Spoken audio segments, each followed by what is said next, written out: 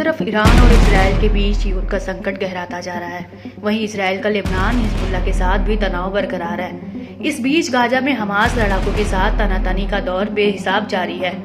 एक बार फिर हमास लड़ाकों ने घात लगाकर इजरायली बलों पर जोरदार हमला बोला। समूह ने इससे जुड़ा एक वीडियो भी शेयर करते हुए इजरायली हौसलों को पस्त करने की पूरी कोशिश की। हमास की ओर से जारी किए गए वीडियो में देखा जा सकता है कि लड़ाके खंडहर बन चुके हैं, गाजा की इमारतों में छिपे बैठे हैं।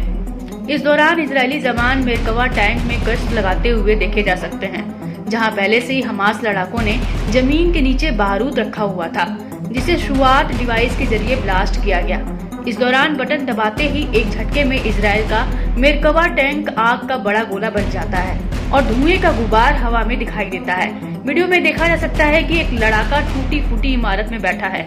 उसके हाथ में शुआट डिवाइस का कंट्रोल है, जिसका बटन दबाते ही टैंक टुकड़े टुकड़े हो गया।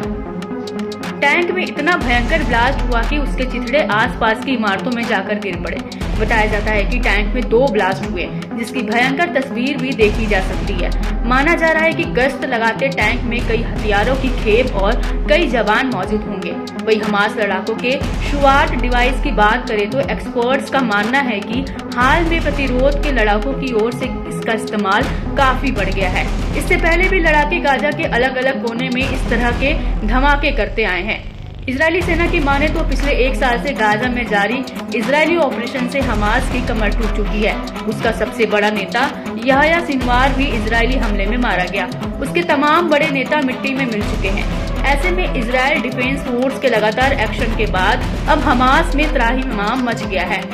मगर हमास इजरायल से एकदम उलट तस्वीर पेश कर रहा है। लड़ाके अलग अलग इलाकों और इमारतों में छिपकर इजरायल के खिलाफ अपने ऑपरेशन को अंजाम दे रहे हैं।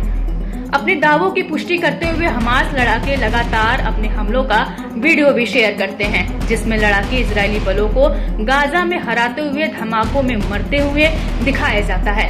खैर, इजरायल हमास की जंग की रणभूमि बना गाजा पूरी तरह से तबाह हो गया है, जहां आम लोगों का कोई नामो निशान नहीं देखने को मिलता है।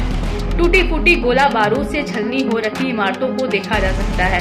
एक तरह से गाजा लाशों से पटा पड़ा है। दूसरी ओर लेबनान के हिजबुल्लाह समूह ने भी इजरायली बलों पर जोरदार हमलों को जारी रखा। समूह ने बताया कि लड़ाकों ने अल मनारा और मार्गलिएट की बस्तियों के बीच इजरायली सैनिकों के जमावड़ों को रॉकेट से निशाना बनाया। यहाँ लड़ाकों ने एक ही दिन में 2 बार निशाना बनाया। इसके अलावा फातिमा गेट पर इजरायली बलों की टुकड़ियों पर तोप खाने के गोले से निशाना बनाया। यहाँ भी समूह ने एक दिन में 3 बार हमला कर इजरायली खेमे में हड़कंप मचाया।